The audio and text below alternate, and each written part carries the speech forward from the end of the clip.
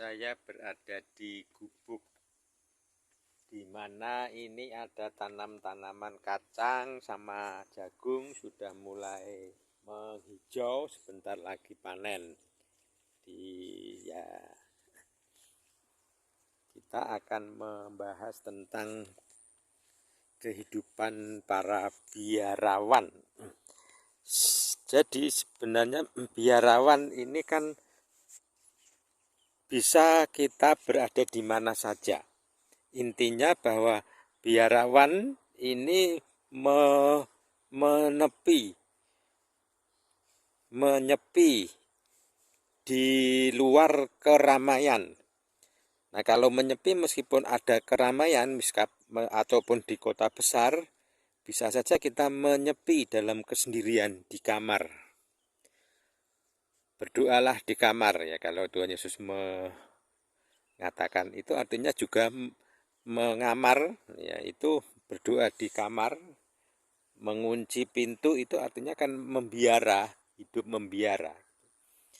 Nah, tapi kalau di kisah kehidupan selanjutnya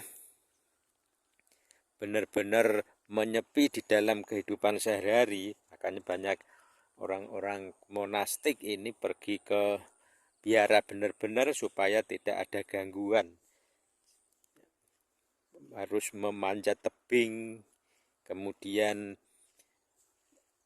di dalam kesepian bisa berdoa kepada Tuhan.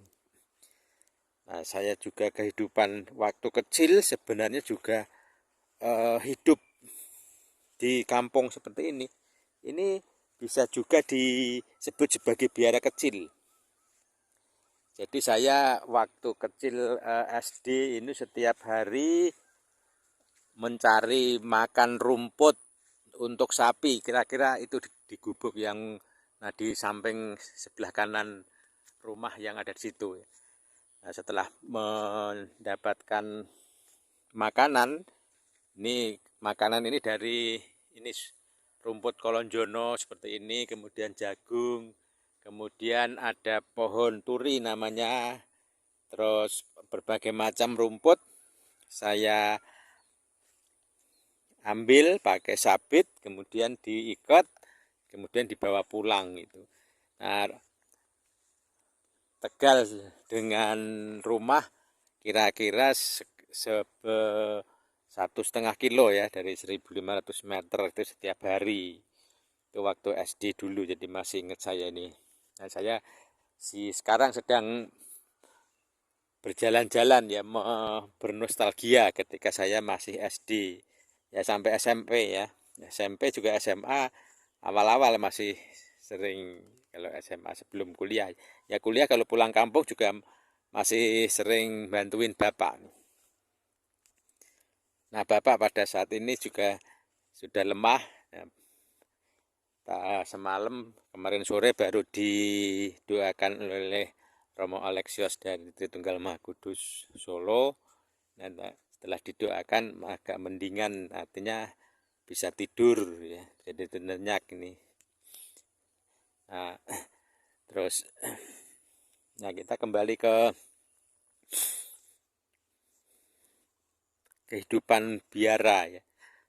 Jadi masa kecil ini juga bisa membentuk kita di dalam kehidupan selanjutnya. Jadi ketika kita menghadapi sebuah masalah, kemudian kita mengingat ketika kita kecil di kampung, kemudian kalau ada tawaran untuk korupsi, kita mengingat, oh saya dulu waktu kecil di kampung mencari rumput dengan kesederhanaan. Nah, ini jiwa-jiwa biara waktu kecil, ya, jiwa-jiwa biarawan waktu kecil, ya itu sebenarnya ya biarawan tidak terus disengaja ya. Biarawan yang tidak disengaja karena memang lahir di kampung gitu. Tapi memang kehidupan di kampung kalau kita selalu bercermin dan mengingat kesederhanaan di kampung, kita akan bisa mengendalikan. Nah, ada juga orang rekan waktu SMP ya, jadi ya juga termasuk sahabat dekat. Dia pernah bertanya ketika mau usaha sendiri. Wah, sebaiknya aku usaha sendiri apa kerja ya. Nah, kalau ya kemudian membuat pilihan, ya kalau kerja ya akan begitu-begitu saja, tapi kalau usaha sendiri ada kemungkinan lebih baik dari itu ya, kemungkinan. Nah, terus tanya, nah kalau misalkan nggak jadi dan bangkrut, udah keluar dari pekerjaan misalnya gitu ya. Ya kalau kecil dan bangkrut ya berarti kamu ya sudah siap. Ketika masih kecil dulu kan ya sudah tidak punya apa-apa gitu ya, artinya sudah siap menjadi seperti ketika di kampung waktu kecil dulu. Nah, agaknya eh, ya harapan diberkati Tuhan ya sekarang menjadi seorang pengusaha yang ya cukup bagus ya, untuk usaha-usahanya banyak dibutuhkan orang, lalu kemudian ya enggak masih tetap ingat ya dengan masa kecilnya, memberi pertolongan, persembahan kemana-mana. Jadi ya kehidupan masa kecilnya masih menjadi patokan. Nah, inilah sebuah contoh bagaimana kehidupan biarawan itu sangat membantu dalam menapaki hidup.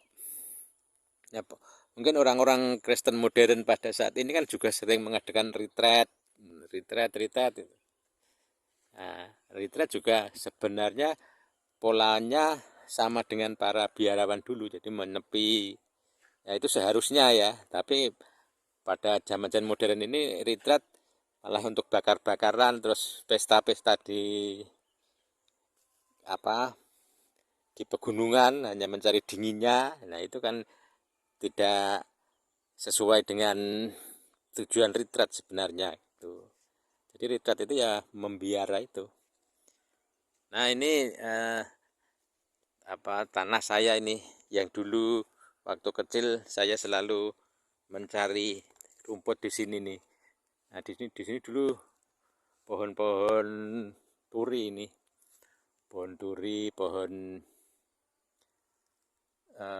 ya kalau pas ini cukup subur, kalau memang ini tanah di sini cukup subur, tidak seperti di tempat tinggal saya yang di sono. Di sana tapi memang di sana kelebihannya dekat jalan raya sehingga meterannya lebih mahal meskipun tanahnya enggak subur. Nah ini nostalgia saya waktu SD sering mencari rumput di sini.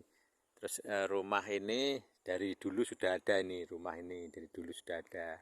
Nah kalau yang sono ini dulu belum ada, ini waktu saya SD baru ini nih yang ada ini rumahnya. Begitu kira-kira. Nah terus ke arah ke sono ini juga dari dulu memang belum ada tambahan rumah ya. Ini cukup luas untuk tanaman-tanaman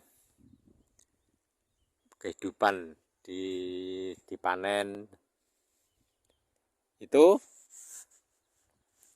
Jadi kehidupan biara itu pertama bahwa lebih mudah kita untuk memberikan atau menarik spiritualitas kita pada Allah Sang Tritunggal gitu. Nah artinya kalau membiara juga sebenarnya enggak harus menepi ke pegunungan gitu ya. Memang menepi di pegunungan itu menambah keberhasilan di dalam kita berdoa. Nah kalau di sembahyang mungkin di kamar, di dalam kungkungan kadang-kadang dipanggil untuk ngajarin anak atau dipanggil untuk masak, untuk nyuci. Nah ini kan kadang-kadang ya gangguan seperti itu.